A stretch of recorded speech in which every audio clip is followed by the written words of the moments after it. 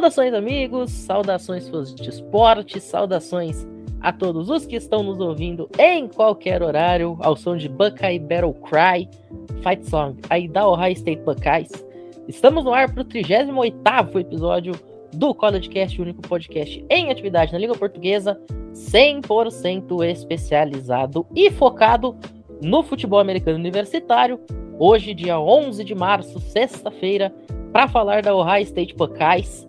Mas antes, vamos fazer aquele giro tradicionalíssimo pela história do futebol americano, como a gente tem feito aí nos últimos meses.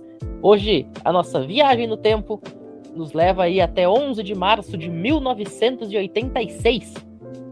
Foi o dia aí que um dos grandes avanços tecnológicos da NFL foi feito, né? A implementação dos replays para revisão de jogadas. Mais aí de 30 anos antes, por exemplo, o nosso futebol da bola redonda fazia isso. Inclusive, no college, essa regra da revisão seria implementada apenas em 2004, né? Bem depois. Mas muito por conta de um jogo que contava com dois rivais de Ohio State, que é o time que a gente vai falar hoje. O The Team of Up North, como é carinhosamente conhecida, Michigan Wolverines, lá pelos torcedores de Ohio State, e a Penn State Nittany Lions. Em 2002, rolou um jogo lá entre esses dois times, o placar estava empatado em 21-21. A posse de bola no drive final era de Penn State para ganhar o jogo. O quarterback Zach Mills fez um passe aí que colocaria o time de Penn State em alcance de field goal. Esse passe foi recebido com os dois pés dentro do gramado. A regra do college exige só um, mas ele conseguiu botar os dois pés no gramado numa terceira para 25.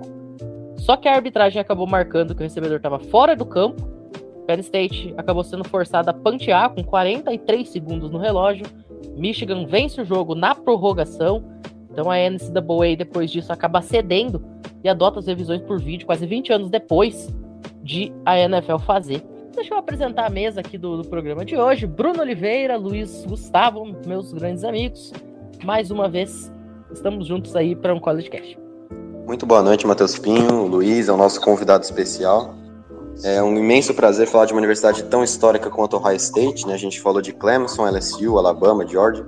Mais uma universidade muito importante, com muita história, e vai ser uma hora muito boa de programa. Boa noite, Pinho. Boa noite, Bruno. E boa noite também para o nosso convidado especial que vai se apresentar daqui a pouco. E eu desejo muitas boas-vindas para ele e tomara que ele goste bastante da experiência de participar dessa edição do CollegeCast. Muito bem. Conforme o Bruno e o Luiz aí já pincelaram, hoje nós temos um convidado especialíssimo, Léo Andrade, autor aí do blog NFL 101 no ge.globo, né, o antigo Globoesporte.com, um dos youtubers e streamers mais conhecidos do cenário do futebol americano aqui no Brasil, treinador assistente lá da Fort Hamilton High School nos Estados Unidos.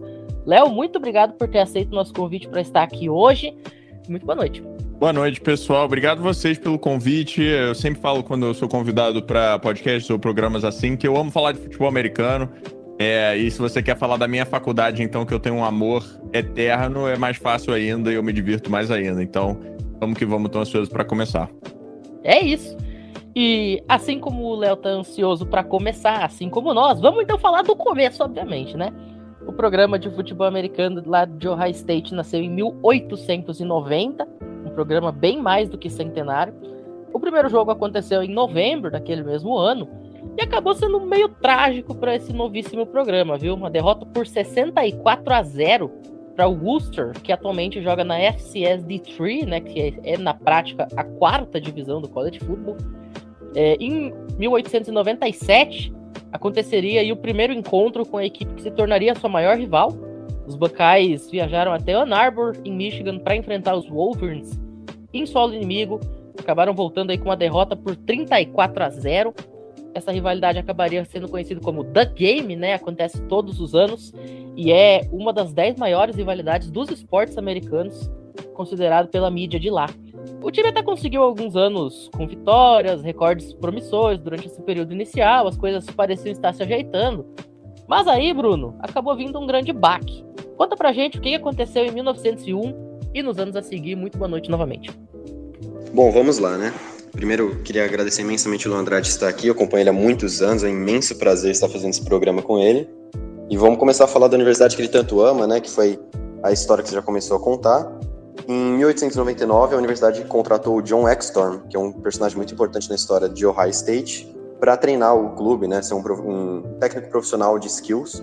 E ele começou bem lá a temporada, né, na época o futebol americano estava ainda tecnicamente no seu começo, e eles estavam evoluindo até que em 1901 o center John Sigrist foi fatalmente machucado, né, mais conhecido como morreu em campo, contra o Western Reserve University, e assim a continuação do programa de futebol de Ohio State estava numa questão muito séria, né? Como eu já falei em pelo menos uns 3 podcasts aqui, o começo do futebol americano dos anos 1900 era muito perigoso, né? Tanto que fez até o Franklin Roosevelt, o filho dele quase morreu, ele quase proibiu o futebol americano se não mudassem as regras. E aí algumas regras novas foram implantadas, e isso fez com que o futebol americano sobrevivesse. Mas essa foi uma das tragédias que aconteceu, né? O John Sigrist era o center da equipe, e aí a comissão atlética de Ohio State deixou o time de futuro. Eles quiseram continuar, mas o John Extorm, em respeito ao John Sigrist, o center, saiu do time, ele pediu demissão. Os anos se passaram, Ohio State foi melhorando seu futebol americano, foi tornando o time mais maduro, e o seu primeiro grande rival foi Kenyon College, que era uma universidade de artes, né, liberal, pequena ali, em Gambier, em Ohio, mais ou menos 50 milhas no nordeste de Ohio, né? Aí os Buckeyes, eles jogaram pela primeira vez contra eles em 1890. Kenyon venceu as 2 primeiras partidas, porém Ohio State venceu 15 seguidas, e assim a rivalidade foi amplamente dominada por Ohio State. Depois que eles se juntaram ao Big Ten, eles pararam de enfrentar Kenyon, o Big Ten foi mais ou menos nos anos 1920, por ali, e o recorde na história foi 17-6 para Ohio State.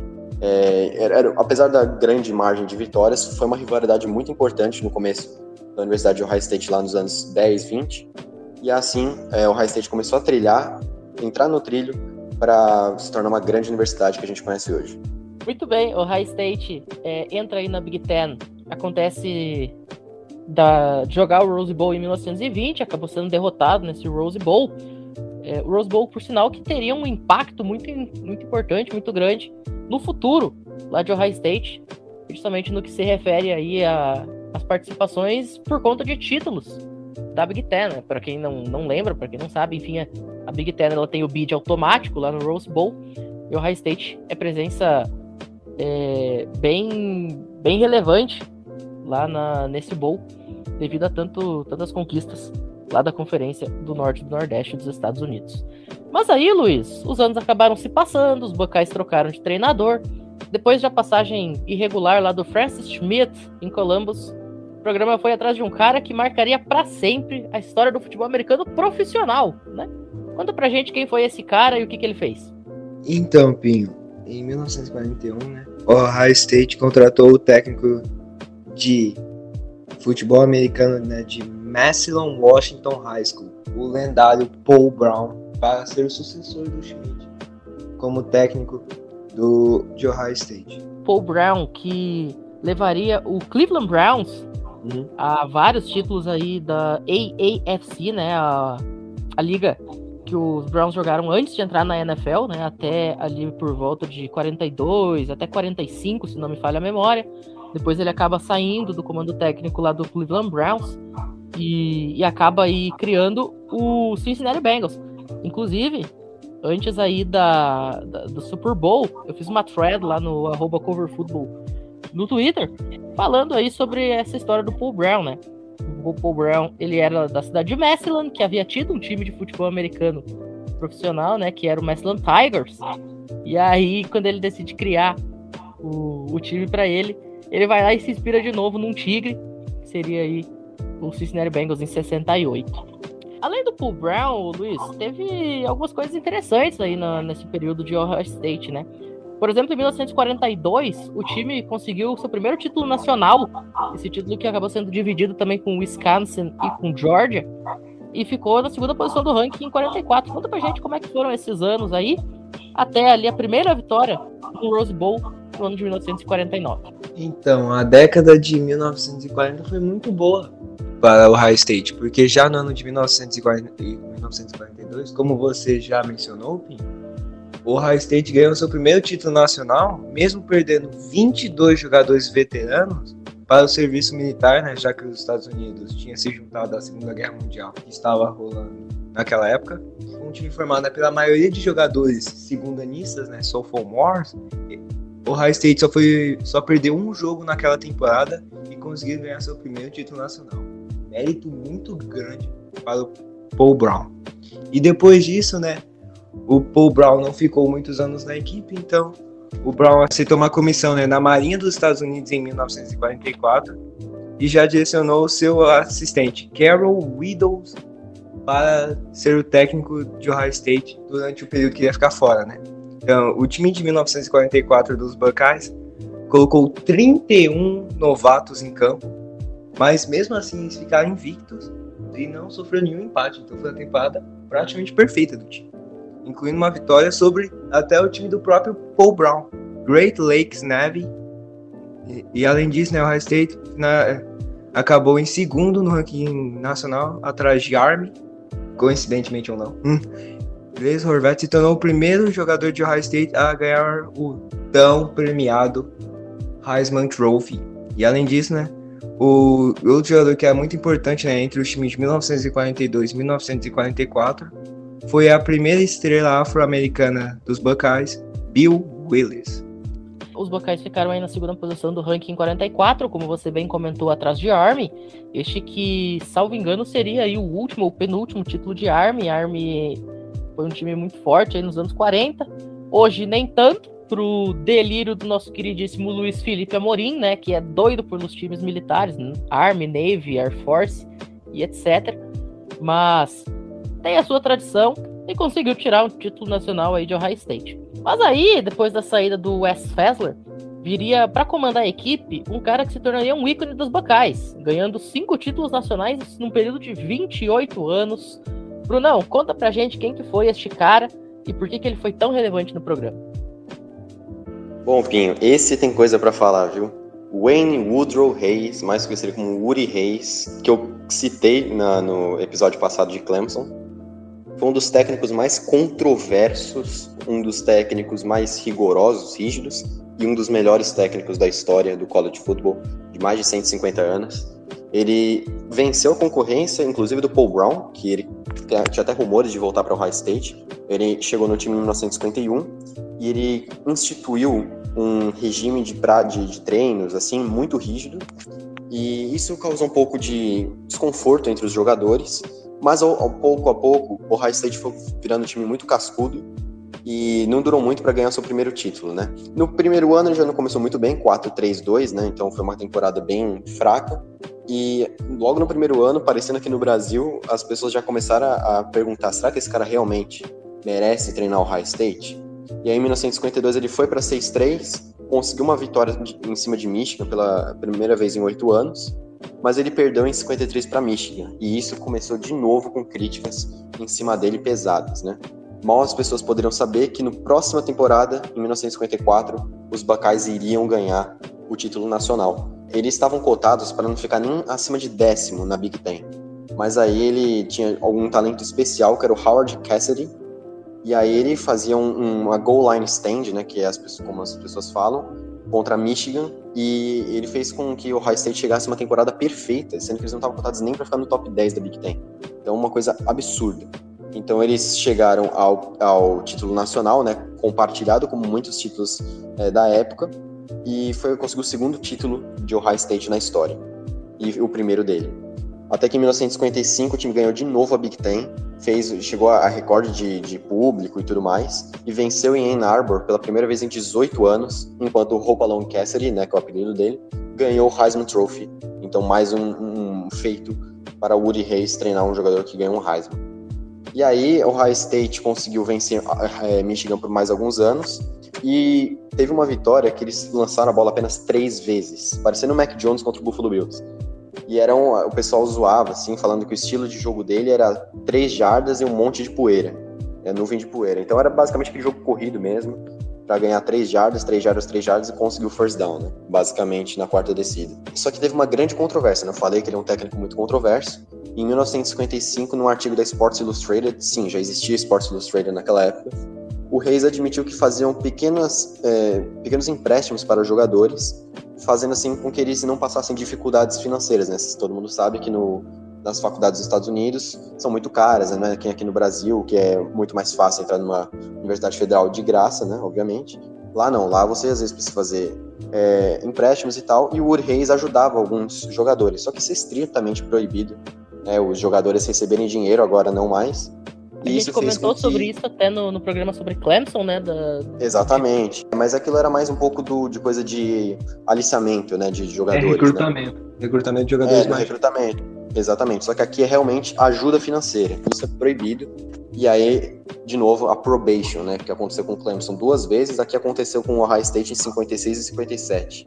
E eles conseguiram vencer os últimos jogos da temporada, chegando no título da Big Ten, e ganharam o Rose Bowl em cima de Oregon e dividiram o título nacional com o Auburn, fazendo com que Hayes conseguisse ser nomeado o técnico do ano. Foi o único título que ele ganhou de técnico do ano na carreira dele. E aí agora a gente vai entrar na década de 60, né? O Ohio State já está com 2 títulos nacionais sob o comando do Woody Hayes. Lembrando que isso só foi 9 anos, ele ficou 28. Então chegando agora, assim, entrando no 10º ano, ele vai chegar e vai conseguir mais uma ida ao Rose Bowl, mas por conta daqueles problemas, eles tiveram a ida ao Rose Bowl declinada, e a partir dos próximos 6 anos, o Ohio State não conseguiria chegar mais além do que segundo colocado, e teve até uma temporada negativa em 1966, né? É o que eu falo de novo.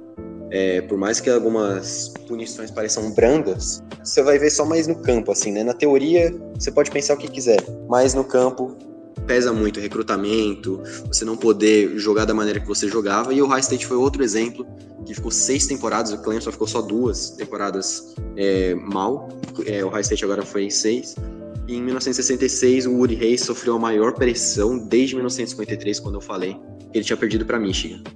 Só que em 1968, o Ohio State conseguiu derrotar número 1 do ranking por Purdue, e conseguiu ainda ficar com uma temporada invicta e ainda venceu 50-14 Michigan, e ainda chegou no Rose Bowl e venceu o USC, que resultou em mais um título nacional, 3º de 5 de Woody Hayes. Eu não sei se o mais incrível nessa história é vencer aquela powerhouse que era USC na época, vencer por enfiar 50 pontos no maior rival, Michigan, ou se é o fato de Purdue ser o número 1. Exato, né? Como que é o palíndromo, né? Purdue. Né? Exatamente. Agora chegamos num ponto de 1970, né? Já passou essa década, mais um título nacional para o Woody Hayes. Agora chegando na classe dos anos 70, eles ficaram conhecidos como Super Sophomores, que é os super segundanistas, né, aqui no Brasil. Em 1968, né? Eles eram a classe de 1970. E eles chegaram para 3 títulos consecutivos de college football, né? Esse que eu falei, mais 2. Mas eles poderiam ter conseguido essa tríplice coroa, digamos assim, mas eles perderam na coisa mais absurda que poderia ter sido para o Ohio State, porque eles estavam numa winning streak, né? Numa sequência de vitórias de 22 jogos, e eles perderam para quem? Perderam para Michigan. Eles eram 17 pontos favoritos para aquela partida, mas Michigan estava sendo treinado pelo primeiro-anista, né? Um técnico rookie, o Bo Schembechler. É difícil esse nome.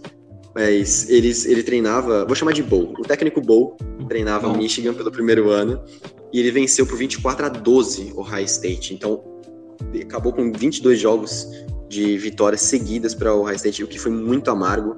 E alguns torcedores de Michigan comemoram isso até hoje, né? E tem que comemorar mesmo. E Michigan, né, vingou aquela derrota cachapante que eles tinham tomado para o Ohio State no jogo mais importante na rivalidade deles até hoje. Exatamente, 50-14 viraram, e o técnico Bo para Michigan foi um técnico muito histórico. Por quê? Porque nessa derrota de 69 começou o que foi conhecido como a Guerra dos 10 Anos, que nessa rivalidade Ohio State e Michigan, vamos ser sinceros, essa derrota faz com que o clássico de Ohio State e Michigan seja o que é atualmente. Porque talvez sem essa derrota não fosse tão acirrado quanto foi, porque esses 10 anos que eu vou falar agora, a rivalidade se acirrou muito. E isso fez com que grandes times legendários, tanto de um lado quanto do outro, se enfrentassem e fosse um dos jogos mais importantes a cada ano. E por 4 vezes entre 70 e 75, Ohio State e Michigan ficaram ranqueados no top 5 do ranking da AP. E antes deles se enfrentarem, então de 70 e 75 são 6 temporadas, em 4 delas eles estavam no top 5, então fazia o jogo ser mais importante ainda. E o Michigan entrou em cada jogo sem perder nenhum jogo. Então, toda vez que eles enfrentavam o Ohio State nesses anos, eles estavam invictos. E aí, eles só conseguiram vencer apenas uma partida 10-7 em 71. Então, em 3 dessas temporadas, o Ohio State conseguiu acabar com a invencibilidade de Michigan, o que também contribuiu muito para a rivalidade. E esses dois times, eles usavam esse jogo anual, né, como uma motivação para entrar e vencer. E principalmente o Ohio State, como a gente está falando de Ohio State, né, eles entravam para vencer Michigan todo o jogo.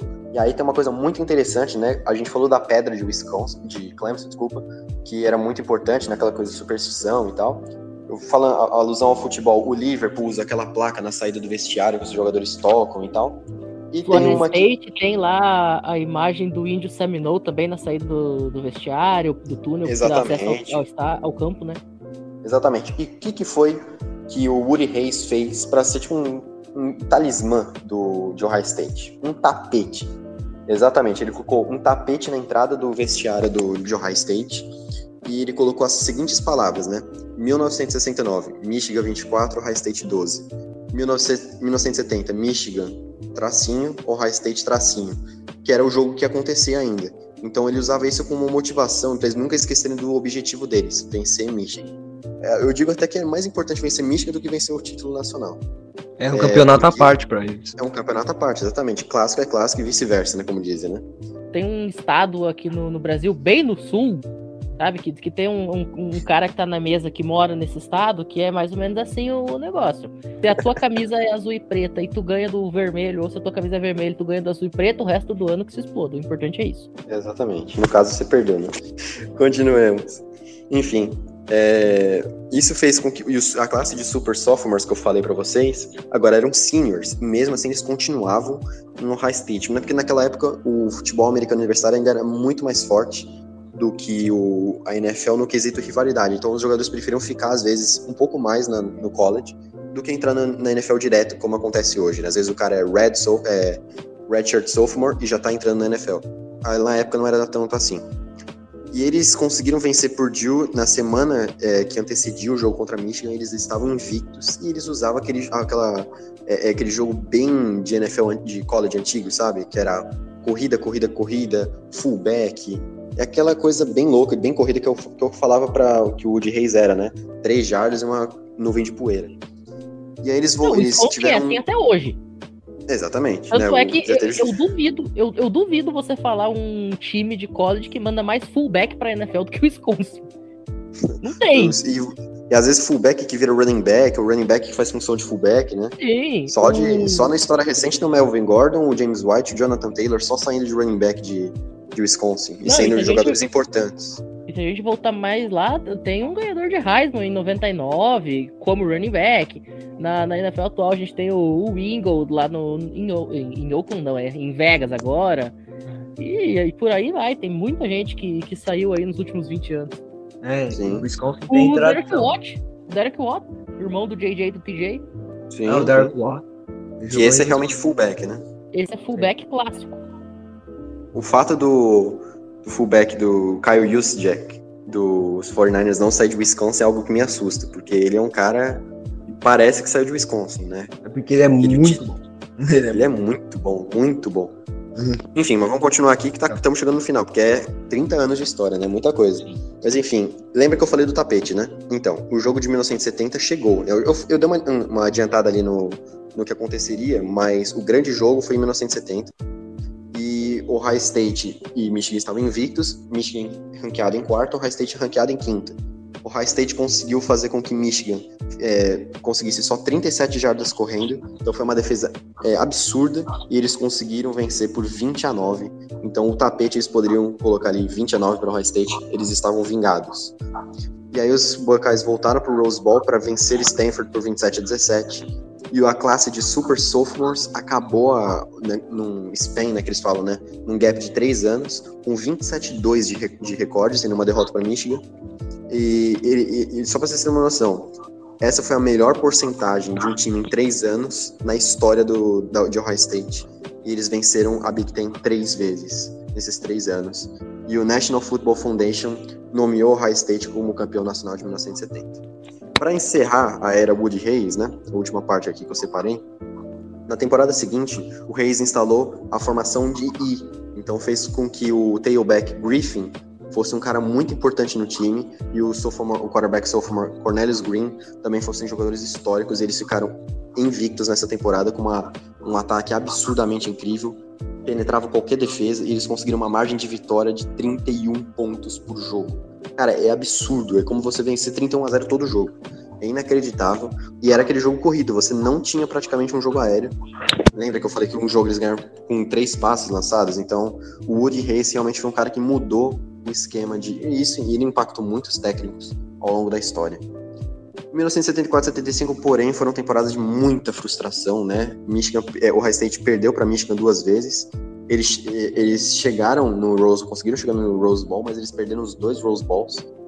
E o time de 74, apesar da derrota, eles chegaram muito perto do título nacional. Quando eles chegaram lá, estavam invictos e tal. E eles perderam para não ranqueada Michigan State. E isso fez com que eles começassem a cair muito. Até que em 1976 eles perderam para ranqueada número 11 e o UCLA por 23-10. E os Buckeyes eram o número 1 do ranking. E aí isso fez com que o Ohio State caísse um pouco, mas eles conseguiram 40-5-1 nesses anos, né, de 72 a 75. Venceram a Big Ten os 4 anos, mas essas derrotas foram muito acachapantes para o Ohio State. E aí o Woody Hayes começou a entrar num declínio muito grande, e as suas últimas 3 temporadas foram 9-2-1, 9-3 e 7-4-1. As 2 primeiras são temporadas boas, só que ele estava acostumado com uma temporada invicta, então é realmente bem pior, né? E ele chegou no bowl nos 3 anos, mas, querendo ou não, já era o fim de uma era. Só que isso foi com o final, a facada final, foi quando eles estavam jogando contra Clemson, que eu falei no episódio passado, no Gator Bowl, nacionalmente televisionado, e ele simplesmente socou o guard de Clemson, Charlie Bauman, no pescoço, quando ele interceptou um passe, e matou a chance de Ohio State de vencer. E aí o Woody Hayes foi demitido depois disso pelo presidente e pelo diretor atlético da equipe, acabando a sua saga com 5 títulos nacionais vencidos, 13 Big Tens e uma história de 30 anos, que eu fiquei pelo menos uns 10 minutos falando, porque o cara realmente foi histórico. E foi um dos maiores técnicos da história. Infelizmente acabou do jeito que acabou, né? Quando as pessoas lembram dele, talvez lembram muito mais desse lance. Mas, querendo ou não, o time que ele fez do Super Sophomore foi algo absurdo. Ele foi um técnico muito importante para a história de Ohio State. Perfeito. Belíssima aula de história aqui do Bruno. Só para constar, esse time dos Super Sophomores, quando eles eram Super Seniors, vou dizer assim, que foi essa campanha de 27-2, cara, isso dá um aproveitamento de 93%. Coisa bizarra. Você imaginar um time de 93% de aproveitamento é um negócio que não tem explicação. Depois que o Hayes acabou deixando o comando do programa ao melhor estilo Juwan Howard, né, já que a gente tá falando de Michigan bastante aqui, o The Team Up North, já depois que ele saiu, aí nas próximas 2 décadas nenhuma conquista nacional veio. E em 2002, porém, com Jim Tressel na sideline, os Buckeyes receberiam uma nova alcunha, o Ohio State Luckeyes, ou os sortudos de Ohio State, uma tradução livre. Este apelido tinha uma justificativa bastante interessante. Ohio State não era a favorita para figurar no topo dos rankings antes da temporada, mas com um jogo corrido, bem montado, um jogo estratégico bem montado, usando a fortíssima defesa como ponto de partida, acabou conseguindo aí um recorde perfeito na temporada regular e viajou para Phoenix para brigar pelo título nacional. O embate aí contra Miami Hurricanes do Bruno terminaria em 17-17 no tempo normal. Ambas equipes conseguiram anotar touchdowns na primeira posse do overtime, o que forçou uma segunda prorrogação. Por sinal, alô NFL, os 2 times marcaram no overtime, aprenda. Aí, na segunda prorrogação, o running back Morris Clarett conseguiu aí recolocar os Buckeyes em vantagem, e foi aí que a defesa apareceu. 4ª pro gol na linha de 1 jarda para os Hurricanes com o título nacional em xeque. Vem o snap e o linebacker Cy Grant vai com tudo para cima do QB adversário, que acabou forçado a tentar um passe ali meio numa Hail Mary acelerada. Acabou sendo incompleto, decretando aí o 7º e penúltimo título de Ohio State, o primeiro desde a saída do Woody Hayes do programa, Bruno. Eu só fico impressionado com todos os jogos que a gente fala que tem Miami Hurricanes envolvido, Miami perde. É impressionante, cara. Não tem uma vitória. Nossa, é inacreditável. Não, relaxa, Bruno. Vai ter um Origens sobre Miami. A gente vai falar sobre umas quantas vitórias pra te dar um desconto. Pra te dar uma alegria. E pode ficar tranquilo, Bruno, que um dia a gente vai falar do time de 2000, acho que é 2001, né, que foi invicto. Aquele time, nossa, com Ed Reed. Nossa, era uma delícia. Um dia a gente vai falar também sobre o time de 91 que tinha o maior jogador da história de Miami. The Rock. Muito obrigado. The Rock. Dwayne The Rock Johnson. Mas hoje a gente não tá falando de Miami ainda. E agora, para falar do último dos títulos de Ohio State, a gente já falou aí de 7 dos 8. Vou passar para o nosso convidado especialíssimo, mais uma vez, Léo Andrade. Como eu já falei aí, autor do blog NFL 101 no GE. Globo, treinador assistente lá da Fort Hamilton High School nos Estados Unidos. Léo, queria que você falasse um pouquinho aí sobre esse time campeão em 2014, no primeiro College Football Playoffs, nesse novo formato do Campeonato Nacional, e também da sua relação com o programa. Mais uma vez, muito obrigado por estar aqui hoje. Obrigado vocês, eu adoro falar desse título de 2014, porque eu dei a sorte de estar lá, né? É tão raro, a gente passa 4, 5 anos numa universidade aqui dos Estados Unidos, e o time ganhar é difícil se você não estuda em Alabama. É uma certa raridade, né? Porque mesmo o Ohio State, que é um time, como vocês estão falando, com muita tradição, nos anos 2000 ganhou 2 vezes, e eu tive a sorte de estar lá durante um desses anos.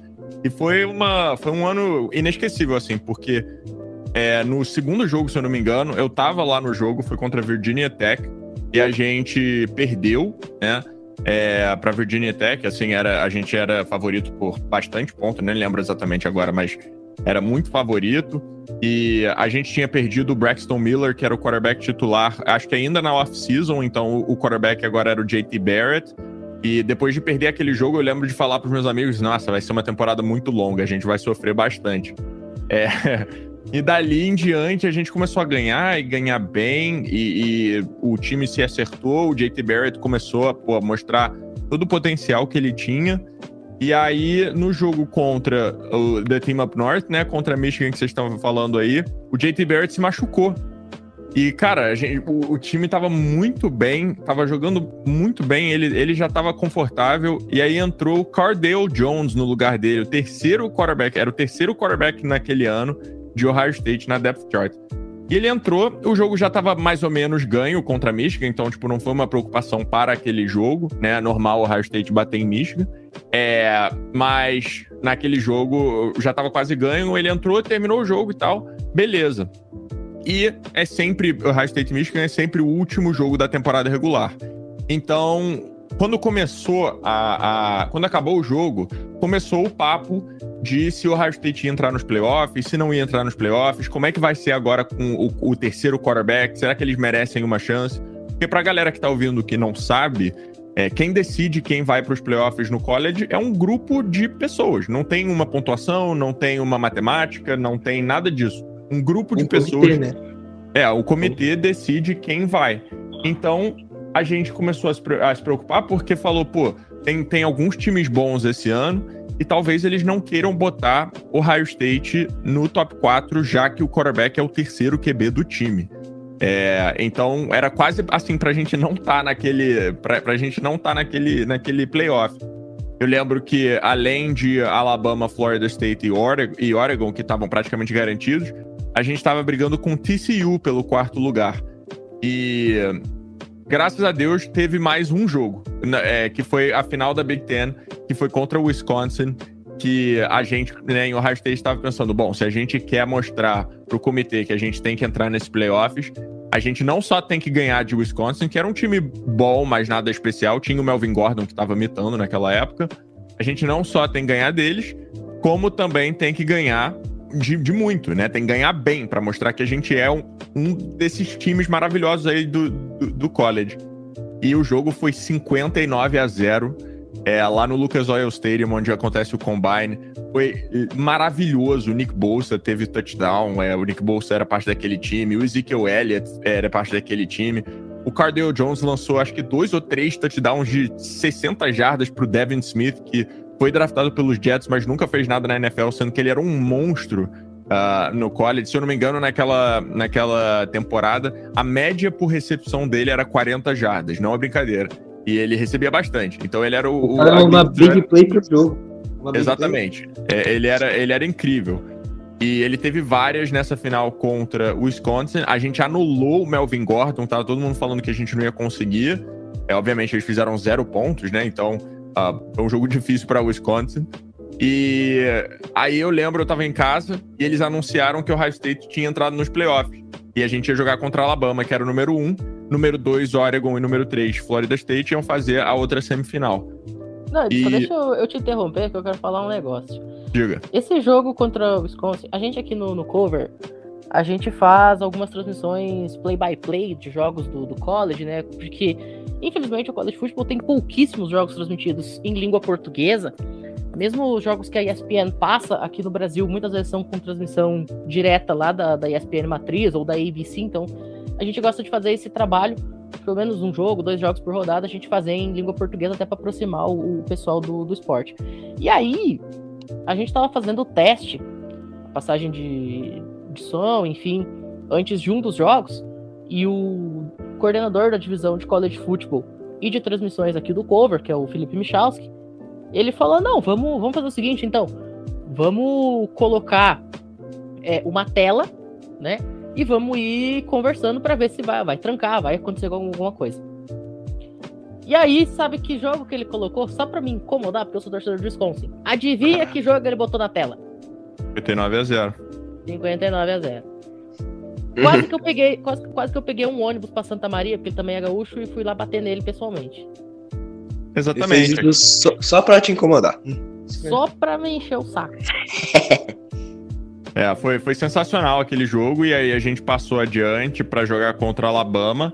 E eu tava no Brasil pro jogo contra a Alabama, porque, se eu não me engano, foi Réveillon, normalmente é 30 ou 31 de dezembro, essas semifinais. E eu vou ser bem sincero, eu tava totalmente desacreditado, assim, tipo, a gente tinha jogado bem e tal, mas eu tava, tamo com o Cardale Jones, quem é esse cara, sabe? A gente tem o Zeke, beleza, o Zeke é nossa arma. Mas o Michael Thomas tava naquele time também, Michael Thomas, wide receiver dos Saints. E então, assim, olhando pra trás, obviamente era um time muito, muito bom, né? Claro que a gente sabe disso agora, mas quando a gente foi jogar contra a Alabama, eu tava bastante desacreditado. E a Alabama tinha o Amari Cooper. O Amari Cooper, os finalistas só pra falar um tema aqui, os finalistas do Heisman naquele ano foram o Melvin Gordon, Amari Cooper e o Marcus Mariota, que foi o vencedor no fim das contas. Só pra vocês pensarem nisso durante um segundo. Então a gente foi jogar contra a Alabama, contra o Amari Cooper, e eu lembro que o jogo começou... E o Derrick Henry também tava naquele time. Derrick Henry tava naquele time.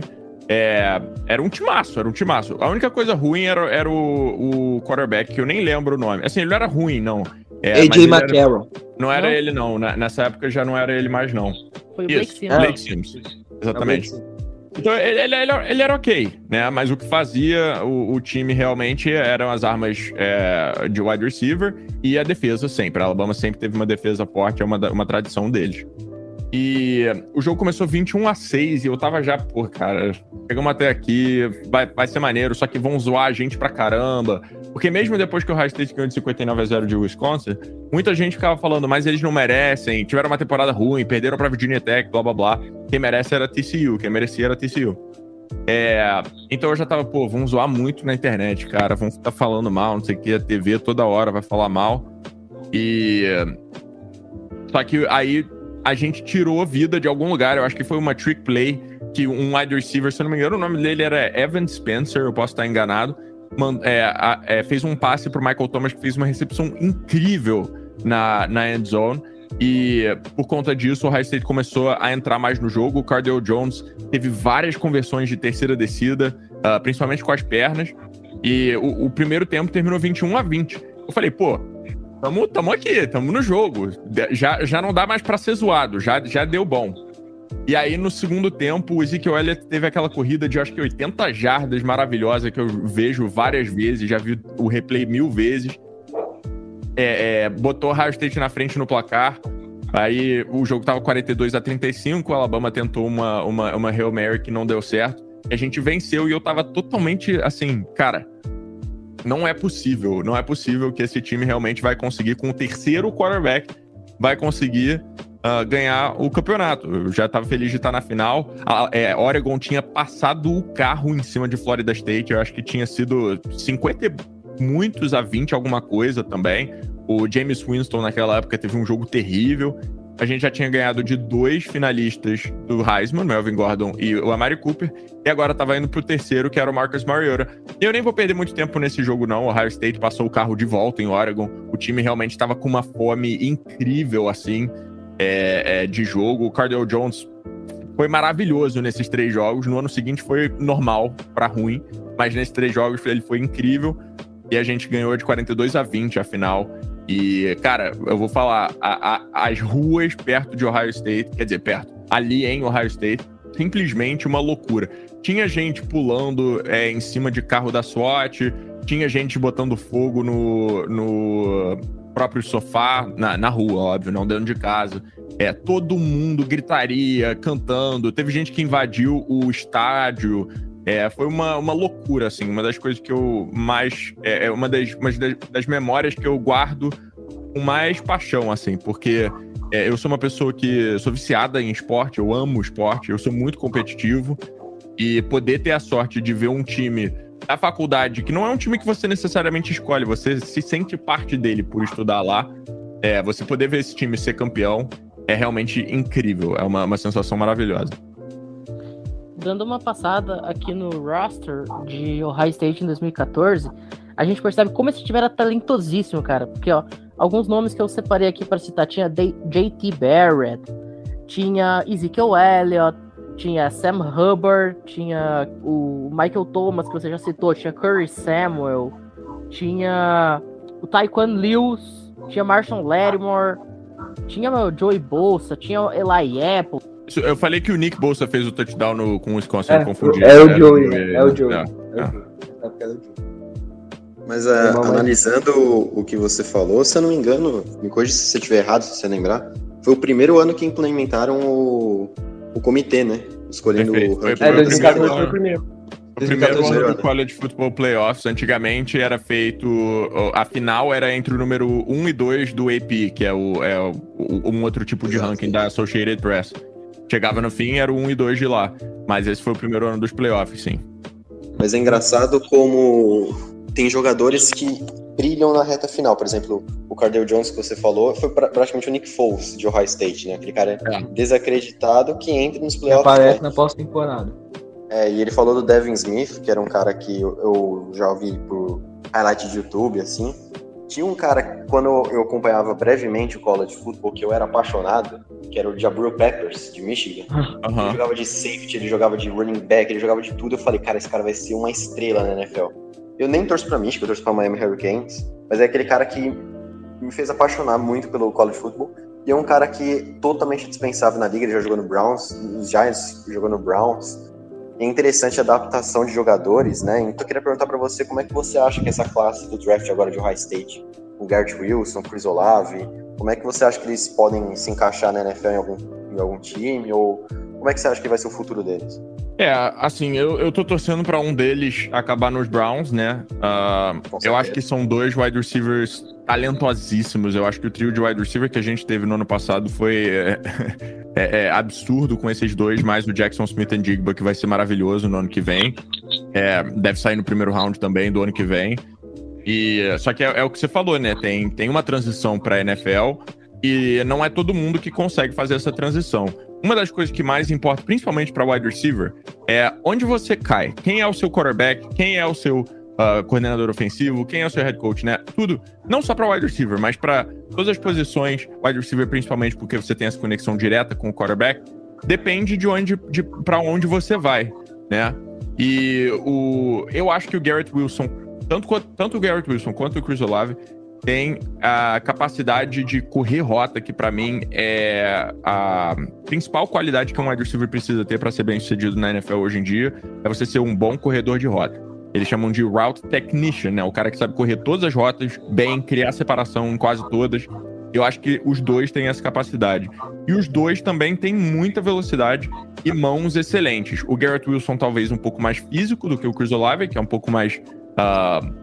não sei, talvez não tão físico, não vai quebrar muito tackle, digamos assim. Mas os 2, eu acho e tô torcendo pelos 2 para eles se darem muito bem. O Ohio State é uma faculdade conhecida por criar defensive back, né? O Jeff Okuda, Denzel Ward, Marshawn Lattimore, que você falou, uma galera muito boa. Defensive end. Defensive end, o Nick Bosa, o Joey Bosa e o Chase Young, pô, 3 dos melhores aí que a gente viu sair recentemente no draft. Mas não é uma faculdade muito conhecida pelo ataque, tirando o running back. O running back também é uma coisa que a gente produz bastante. O Ezekiel Elliott, o J.K. Dobbins, o próprio Carlos Hyde, que não é super demais, mas tá na NFL. Wide receiver, nem tanto. Então, teve o Michael Thomas, mas eu não consigo lembrar de talvez nenhum outro. Tem o Terry McLaurin, né? O Terry McLaurin, isso. Scary Terry. E teve o Paris Campbell também pro Colts, que não deu muito certo. Infelizmente. O Curry Samuel tava naquele time de 2014, que foi campeão. Mas o lesionou Curry a temporada Samuel... passada também. Ele tá ok. Ele não tá absurdo na NFL, não. Eu acho que ele tá indo muito bem mesmo, só o Michael Thomas antes de se machucar e o Terry McLaurin. A sensação que eu tenho do Curry Samuel é que ele é um cara que ele renderia muito mais se não fosse os problemas de lesão dele. Porque o cara de 18 semanas da NFL, o cara tá lesionado em 15. Aí fica difícil, né? Ele teve uma temporada muito boa em Carolina. Quando ele foi pro Washington, nossa, vai ser uma dupla que era de Ohio State, né? O Terry McLaurin e ele. Só que ele não conseguiu se firmar, né? Mas eu queria falar duas coisas aqui. O que o Léo fala é que a posição que eu sou mais apaixonado no futebol americano é wide receiver. Sempre, por exemplo, quando eu tô jogando Madden, eu pego 3 wide receivers na primeira rodada, porque, cara, eu acho incrível. E o que ele fala é o que se traduz. O Garrett Wilson é aquele cara que eu vejo muito, que é aquele cara que vai lá no 5º andar, ele vai buscar a bola e vai colocar a bola no peito e ninguém tira aquela bola dele. E o Olave foi um jogador que eu me apaixonei muito na semifinal contra Clemson, que ele deitou contra a secundária de Clemson, bola em profundidade, era ele. Smith Njigba, o que ele fez contra Utah, foi o maior jogo da história do Rose Bowl. Ele e o CJ Stroud estavam inspirados naquele jogo. Sim, e o que o Léo falou, que é muito importante, que ele falou que tem os jogadores de secundária que são muito conhecidos, os jogadores de defensive end, que o Luiz falou, e também running back. Eu lembro que a gente fez um dos primeiros programas que a gente fez aqui foi mais ou menos em maio de 2021, a gente falou do recrutamento, né? E a gente comentou, eu e o Luiz Felipe Amorim, né? Um abraço, Luiz. A gente falou o JT Tuimoloau e o Jack Sawyer, são 2 jogadores recrutados por Ohio State de defensive end. E o Tre'Vale Henderson, running back, que calhou de ser o cara mais produtivo nessa temporada. Agora, o Léo, além de falar aí sobre os times propriamente dito, né? A gente também queria ouvir um pouquinho da sua experiência lá, porque a exemplo do que a gente fez aí com a Carol, né? Conviver lá dentro de uma faculdade, ainda mais tendo a oportunidade de conviver com caras que você via jogar na sua frente, e ter esse convívio, e ainda mais sendo coroado aí com o título nacional, como você falou, estava lá no ano da conquista. Eu queria que você falasse pra gente um pouquinho sobre como que foi essa experiência de estar lá convivendo com os jogadores de um time campeão nacional. Ir para o Ohio State foi a melhor decisão da minha vida e os 5 melhores anos da minha vida também, assim. Foi uma coisa sensacional. Eu acho que se tiver uma parte mais baixa aí, eram mesmo as aulas, e não porque as aulas eram ruins, mas é porque eu não tinha certeza do que eu queria fazer. Eu comecei em comunicação, troquei para engenharia, tava indo bem em engenharia, mas falei, não consigo me ver fazendo engenharia pro resto da vida. Voltei para comunicação, me formei em comunicação, mas eu nunca senti que na parte acadêmica eu tava seguindo o que eu queria realmente. Olhando para trás, eu meio que terminei o que tinha que terminar para poder sair de lá, sabe?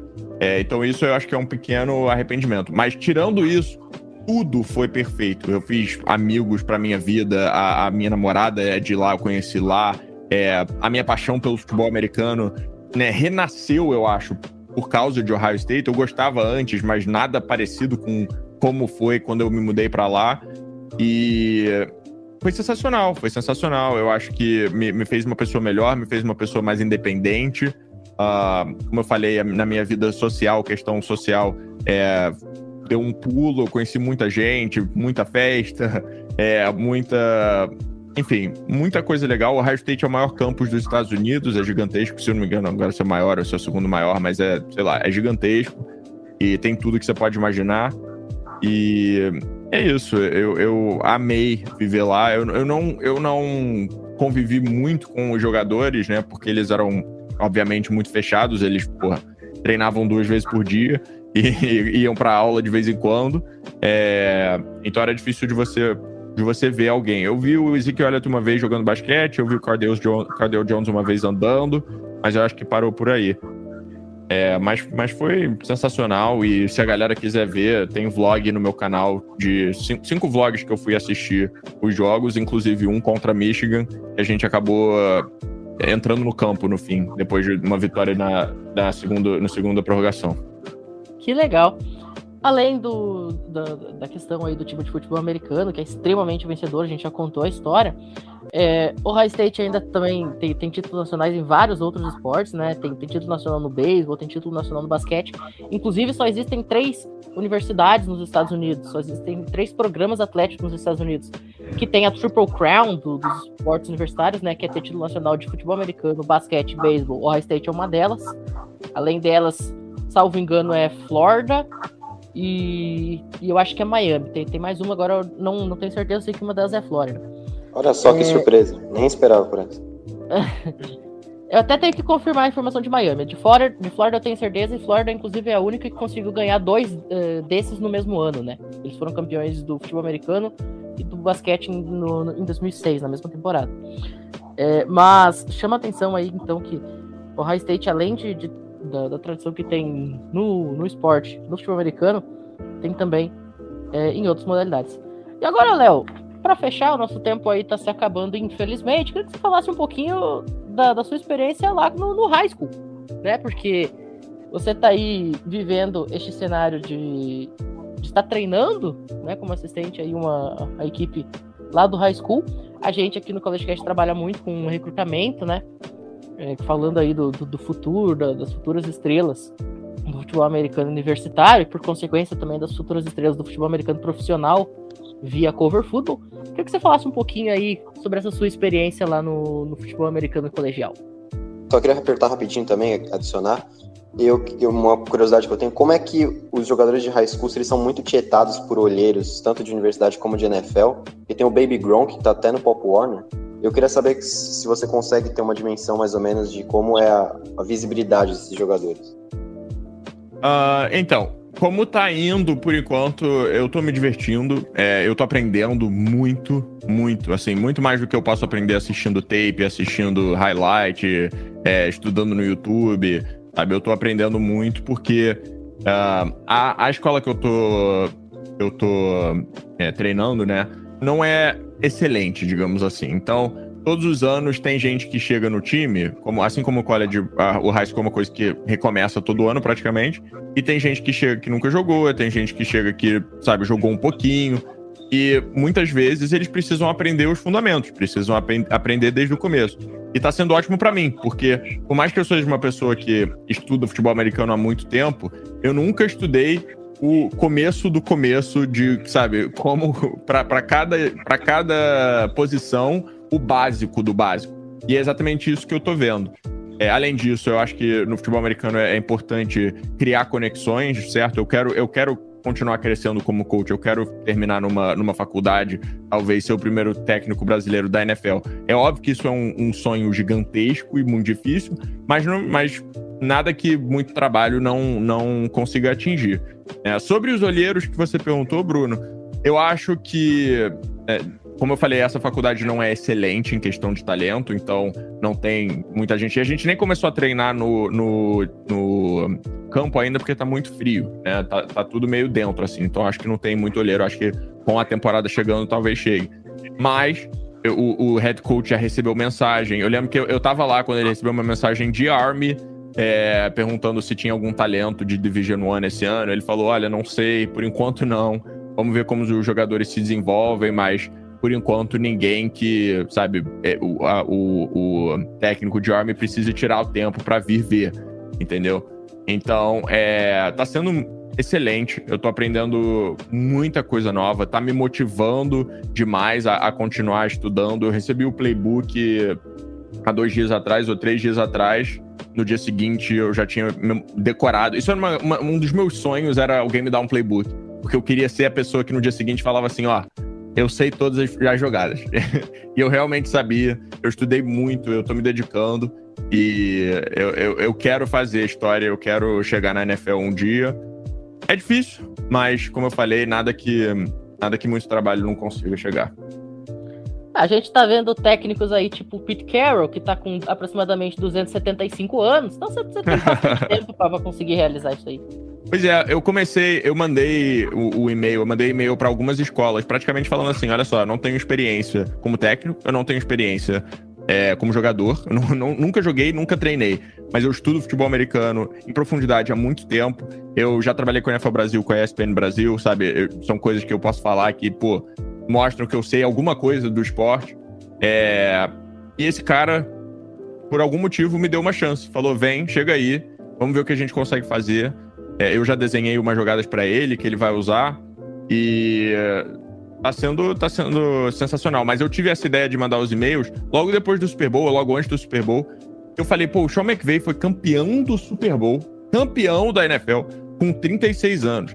36 anos é 9 anos pra mim. Tipo, o que eu posso aprender em 9 anos se eu me dedicar é muita coisa. Obviamente eu não vou ser campeão do Super Bowl com 36 anos, não é isso que eu quero dizer. Mas, pô, se eu for com 55, tá bom demais, né? Não quer dizer que eu não possa chegar. O cara ser campeão, está no ponto mais alto possível de técnico de futebol americano.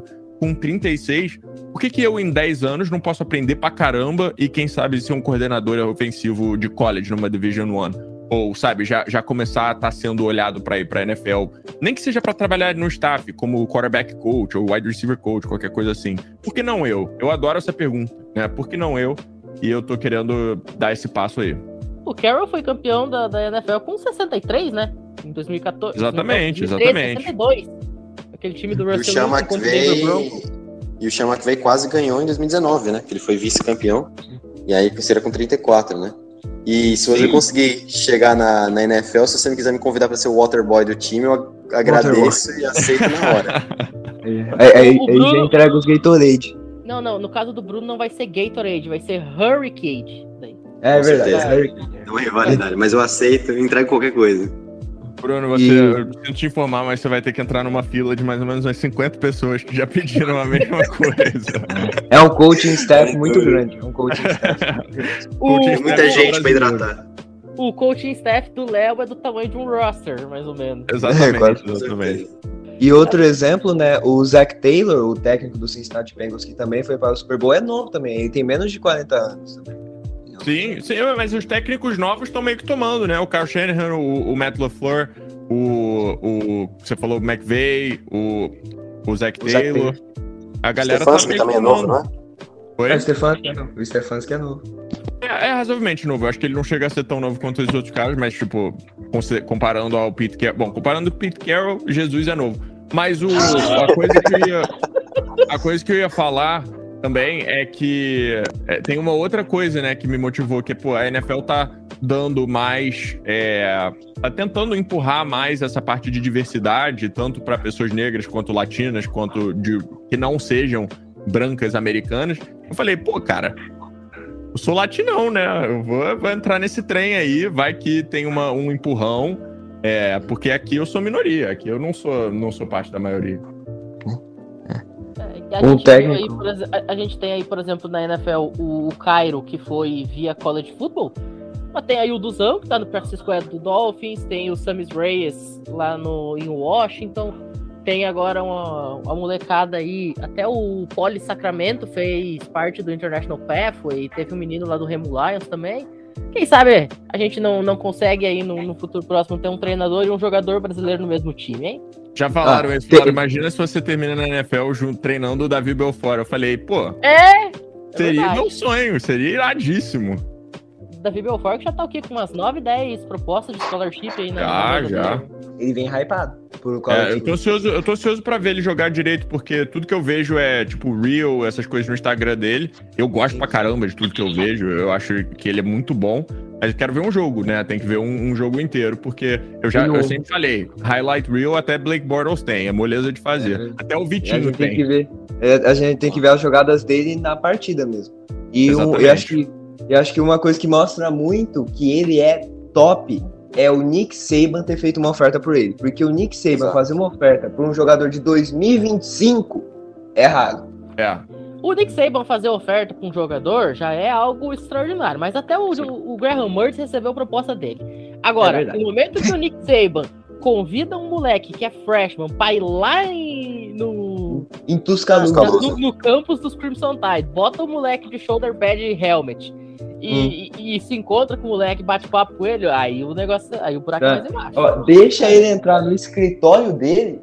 A parada é que você ir pra Alabama, eu acho que, tipo, quando muita gente pergunta pra onde você acha que o Davi Belfort tem que ir, e não é uma pergunta fácil, porque muita gente pode pensar, pô, Alabama, super escola, vai ganhar tudo, blá, blá, blá, vai estar, tipo, no centro das atenções. Mas não necessariamente é assim, porque ele pode, por exemplo, perder uma batalha de quarterback, mesmo que seja por pouco, e ser reserva. E aí? Ele não vai mostrar nada pra poder ir pra NFL. Só que agora, como todos os quarterbacks estão se transferindo, tem o transfer portal, né? O Joe Burrow terminou em LSU e estava em Ohio State por causa disso. Entre outros, o Justin Fields veio de Georgia pra Ohio State por conta disso. Pode acontecer. Mas é uma decisão difícil, porque você pode, pô, ficar com o Nick Saban e o melhor time do futebol americano ano sim, ano sim. Mas você pode perder a competição de QB. Pode acontecer. Talvez isso não pode ser a melhor equipe para o seu desenvolvimento. Né? Exatamente. Pode ser uma equipe que tem menos competição. A Alabama é parte da SEC. E, pô, a SEC é uma divisão, uma conferência difícil. Então, talvez você tenha que ir para a Pac-12 ou para a Big 12 para você poder jogar contra defesas piores, sabe? Para você ter números melhores. Não é uma decisão fácil, não. Vamos ficar acompanhando. Vai ter CollegeCast especial aí sobre recrutamento e debate, enfim, falando sobre todas essas questões já a partir da semana que vem. Inclusive o CollegeCast, a partir aí da próxima semana, começa a fazer 2 programas por semana ao invés de 1, tá? A gente vai dobrar aí a nossa carga de trabalho para conseguir atender tudo o que está acontecendo nos bastidores. Infelizmente, nosso tempo está se acabando. Quero mais uma vez agradecer aqui a presença do Bruno e do Luiz e também do Léo, nosso convidado especialíssimo. Muito obrigado por ter aceito o nosso convite. E agora, a gente encerra oficialmente o programa com Across the Field, mais uma fight song da Ohio State Buckeyes, 8 vezes campeã nacional do College Football. Para todo mundo que ouviu a gente até aqui, uma excelente manhã, tarde, noite, quando você estiver ouvindo. Muito obrigado e até a próxima. Valeu!